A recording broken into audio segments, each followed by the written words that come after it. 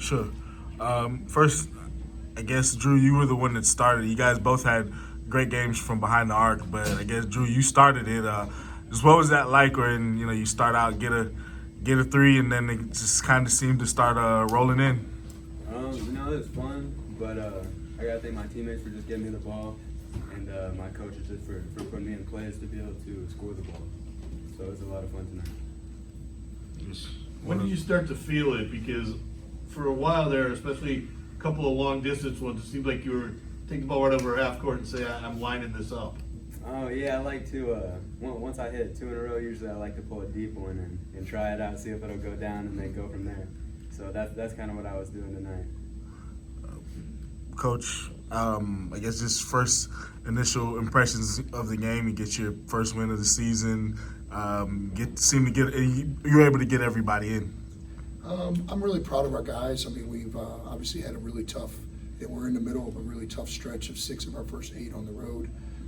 But, I think we've shown a lot of growth throughout the last week. And, obviously SUNO isn't the best team we've played, but, I think we did a really good job of spacing the floor. We really talked about, the ball movement and how quick the ball has to move and our spacing on our break and those things. And we were able to really do that. And when you have, guys that can knock down shots and they get open shots, you can have nights like this.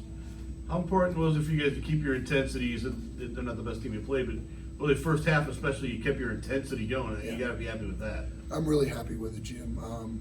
It's something that we've talked about in the last week or two since really we started playing games is, being able to keep a level of intensity and to keep a level of focus on the defensive end. And, a lot of people are going to talk about how many shots we made, and we made a lot of them, but I thought we were able defensively to kind of just wear them down. And we were able to play guys in shifts, to be honest, and played a lot of players. And we kept fresh bodies out there. And then, we were able to kind of wear them down and then knock down some shots. Kind of to follow that up, in the second half, SUNO goes on that 6-0 run. I see you call timeout. I see you getting into them. Is that kind of just reiterating to keep the intensity up no matter what the margin of? For sure. Yeah. I'm a basketball purist probably at heart. I think there's a right way to play the game, and I think that, and I tell them this at halftime. You have to respect the game and play the game the right way. I thought that there's a little stretch there where we really didn't do that, so I called timeout and kind of tried to get us refocused on that, and we did. But I'm proud of our guys, and obviously these two had great nights and shooting the basketball. But I think Drew's right. I mean, our spacing really helped them get shots. Our players found them, and that's all part of it. And I'm really proud of how we played tonight. And probably just as important is I'm really, really happy with the crowd that we had. For opening night on a Monday, for Veterans Day, it's a 3-day holiday. I don't know what the attendance numbers were, but I'm really, really excited. And I said this in the tip-off club today. I'm really, really proud to be the coach here and to live here. It's a great community, and I really appreciate them coming out and supporting us. Sam, what was it like for you to see another guy get off in the first half to kind of see, hey, these are the shots I can hit? Well, me and Drew, we spend a lot of time together, just us two, one-on-one, getting shots up together because we like to push each other. And, Drew's always been a little more consistent. And it's been good for me to learn from him just little things to make my shot better and stuff. So when I was seeing him hit shots today, he was coming off the floor telling me, hey, when you get an opportunity, let one go. He was giving me that confidence even though he was hitting from everywhere, obviously. So it's really nice. Sam, I wanted to ask you, it's both of your guys' first games here in the HHP. What do you think about it? Like Coach said, the crowd was pretty good, home opener. Just what do you think? Honestly, I thought that the atmosphere was unreal. I knew that we were going to have really good support, though, from all the work that Coach himself has been putting in, to get everybody to come support us and stuff around the city and just what we've been doing by ourselves. So when everybody showed up and we went into the locker room the first time and then came back out for our real initial warm-up before game time, you felt it. The energy was in the air, and it was a really good night to be a Cowboy. Coach, I guess to nitpick, I'm sure you're going to see it anyways, being a coach. Kind of the finishing at the rim to start the game, or throughout the first half, it seemed like there were some times where there were some layups and dunks that you guys could have had. that were contested and they didn't go in. Is that kind of the biggest concern you take away from tonight? Yeah, I mean, I think, Sham and, and I told him at halftime, I didn't think he played very well in the first half. I really challenged him to be explosive and finish around the rim. And, he's been doubled both games we played on the road. And I think that's kind of affected him a little bit. But I thought, towards the beginning of the second half, I thought he did a better job of attacking the basket and finishing strong around the rim. And the other thing I thought we did a better job was we made free throws.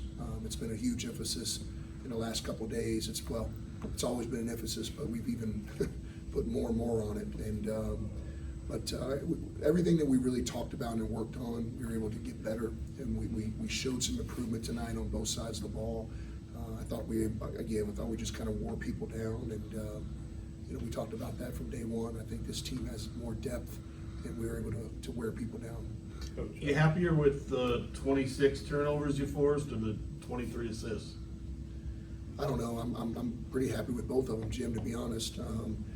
For us to, our turnovers went down. I need my glasses, but we had 23 assists on 32 made baskets. That's how we should play. And, the ball's not always going to go in. We're always going to, we're going to miss some shots, and we're not going to have nights like this all the time. But when the ball moves and how we play, when the ball moves, and it doesn't get sticky, and you don't play with any agendas, you can have nights like this with the ball, and your assist should be up on made field goals. In theory, as long as I've done this and ran this stuff, is that you should have 60% of your made field goals from assists if you're doing it right. What would you say is more important for you, having such a comfortable margin for your victory? Was it getting players in and out to get experience, or was it getting kids, to rest? Because obviously, like you said, you're in the middle of a pretty hectic stretch between now and next Monday. I think a little bit of both, David. I think that, we wanted to get a lot of guys, real minutes. I think one thing that we did, when we talked about as a staff, is we probably had a little bit too short of a bench at UL. We got guys that can come in and contribute and help us. And I thought we were able to utilize our bench more and went, really 10 deep tonight. And I thought Chris Rolina came in and gave us really good minutes. I thought we had a lot of really good contributions. And so we'll enjoy this tonight, and then we'll get on a plane, get on the bus at 5 in the morning and head to Badger Country. Let me ask you a question about that. You go from a couple of opening losses at mid-majors, and now you're going to go on the road to more major, Wisconsin and New Mexico. And in this game sandwiched in between, how do you approach that? It was a great little homecoming game, if you will, and now you got going on the road to two tough places. For sure. I've said this before. November is a bear for us. We got 6 of our first 8 on the road against really good teams. Obviously, being here, that's part of it, is the playing the bye games that we play. But our guys are looking forward to it. I think the one thing going on the road, it's made us better. I think that, when you play good teams like we have, Western Michigan, they had 2 starters out last year. They were back this year. They're a good team. UL is always good. We had chances to win both. I think we got better by doing that.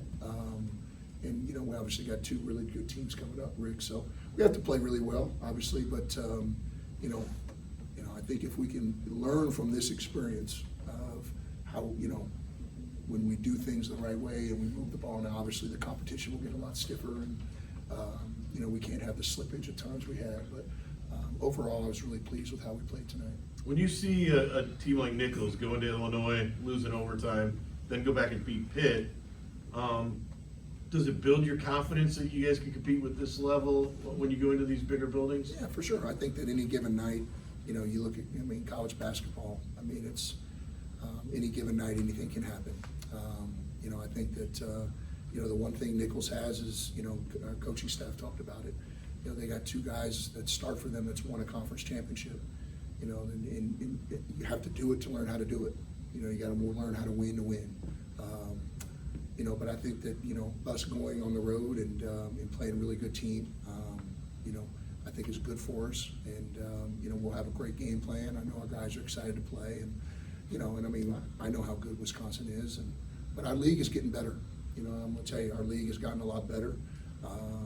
You look at the scores throughout the league, it's going to be very, very competitive. And, it's going to be a dogfight. But obviously that's a long way away. And right now we're just working on getting better. Drew, Coach mentioned it a little bit about coming up. This Wisconsin game, they're going to be tough. It's going to be a challenge. But how excited are you and just the team to go into what's going to be a very tough but fun atmosphere? Yeah, I think we're all excited to go to Wisconsin and play and be able to play a bigger team and do some of that. But it's just the stuff we've been doing the whole summer and all preseason that we need to do in order to handle them. Let me follow that up. In games against these, as Jim put it, bigger buildings, if you will, a three-pointer can be a great equalizer. How do you avoid the trap, if you will, of, okay, I can be the great equalizer, let me start firing, when it may not be in the game plan to do so? Or will it be in the game plan to be the great equalizer? Well, I can answer that one, Rick. Anytime, we have, open shots from the three, whether we're playing at Wisconsin or we're playing at home, we're going to shoot them. That's who we are. It's what we are. It's who we recruited. I've said all along, it's how we want to play here, is to get guys that are really skilled, that can dribble, pass, and shoot. Sometimes our passing and dribbling needs to get a little better, but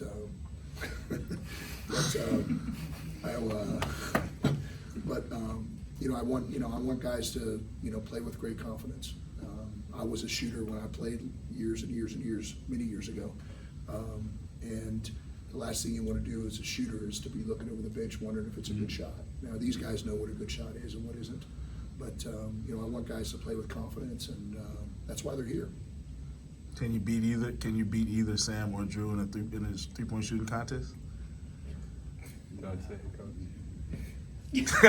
We'll do it tomorrow. We'll go to one, and I'm shooting first. Coach, you seem to be, controlling the pace of the ball game this year. That's something that you weren't able to do last year. Whether sure. it's, defensively with the man trap or getting it out in transition fast and the motion with the cutting and everything. How happy are you with that, being able to control the pace of the game? Taylor, really happy. It's how we wanted to play. It's how I always wanted to play since I've been here. And obviously last year, and my hat's off to that team. I thought they gave everything they had. We just weren't able to do that. But it's great to be able to start to see and play the way that I envisioned us being able to play. And getting out in transition and multiple guys pushing the ball on the flake, filling the corners and filling the slots, and being able to switch a lot of things defensively and and keep people on their toes defensively. So it was great. It's we got a long way to go to be really, really as good as I want to be, but we've obviously made a lot of strides this year moving towards that. Well, I have a follow-up, if you don't mind, Sam, in regards to that green light from the perimeter from three-point. From a shooter standpoint, is that the comfortability factor? It's like you don't have to look. If it's open, you have the green light on the man, right? And does that give you more confidence to shoot him? It's always more confidence to shoot the ball, especially when you know that your teammates are going to find you in the right spots. Mm-hmm. But then over the course of time, especially for me, I've learned right from wrong when it comes to shooting good shots under coach. So now that I kind of got it all figured out, it's just get to my spots, have my hands ready, and then my teammates will find me. And then from that point on, All right, guys, congratulations.